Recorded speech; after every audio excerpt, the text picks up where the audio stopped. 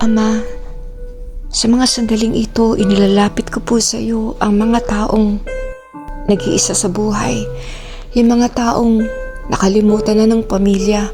Yung mga taong walang kasama sa buhay. Mag-isang hinaharap ang mga pagsubok. Sikreto o lihim na umiiyak. Tinatago ang mga problema, ang mga nararamdamang hinanakit sa buhay. Sapagkat Panginoon, wala na silang masabihan. Walang taong dumarami sa kanila. Ama, dalangin ko, abutin niyo po sila sa mga sandaling ito. Hipuin mo sila, yakapin mo po sila sa araw na to. Tapikin mo po sila at ipaalala mo sa kanila, nag-iisa man sila sa mundong ito, iniwan man sila ng kanilang pamilya, ng kanilang mga anak, mga asawa, mga kaibigan, mga mahal sa buhay. Ikaw, kahit kailan hindi mo sila iniwanan, kahit kailan hindi mo sila kinalimutan, hindi mo sila iniwanang mag-isa. Sa mga sandaling ito, saan man sila naroroon, ano man ang mga dinaramdam nila, I pray, Father, na ikaw ang magmahal sa kanila. Ibuhos mo ang masaganang pagmamahal.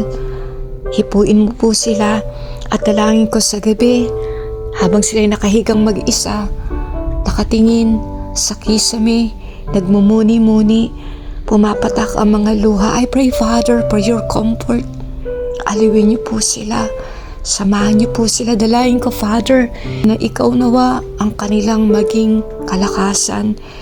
Ikaw nawa ang paghugutan nila ng lakas. At dalangin ko, ikaw ang maging dahilan ng kanilang pagbangon tuwing umaga. Ikaw ang maging dahilan nila kung bakit sila nagpapatuloy sa mundong ito. Father, dalangin ko magpadala ka ng mga tao na magiging kalakasan nila, na magiging kaibigan nila, mga taong handang makinig sa kanilang mga problema, yung tao na hindi na kailangang magsalita, basta andun lang sila sa tabi nila para alam nila na hindi sila nag-iisa sa labanan ng buhay na to. I pray, Father, pagpalain mo ang mga taong ito. Samahan mo sila sa araw na to. Salamat, Ama, sapagkat alam kong iniibig mo, minamahal mo, kinakalinga mo, inaalagaan mo yung mga taong ikaw na lang ang inaasahan. Salamat sa iyo, Ama. Pinupuri kita, pinapasalamatan kita sapagkat ikaw ang Diyos na kahit kailan hindi nang iiwan. Ang Diyos na hindi nagbabago.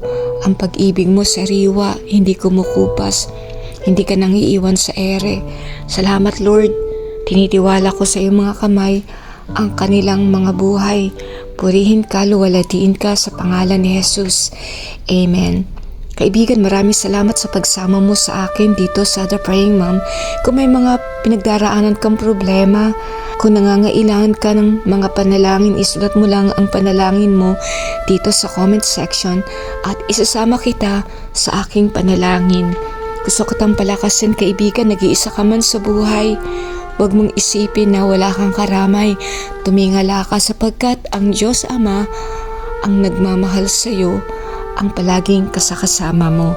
Thank you so much. Magkita ulit tayo sa susunod na linggo dito lang sa The Praying Mom. God bless you.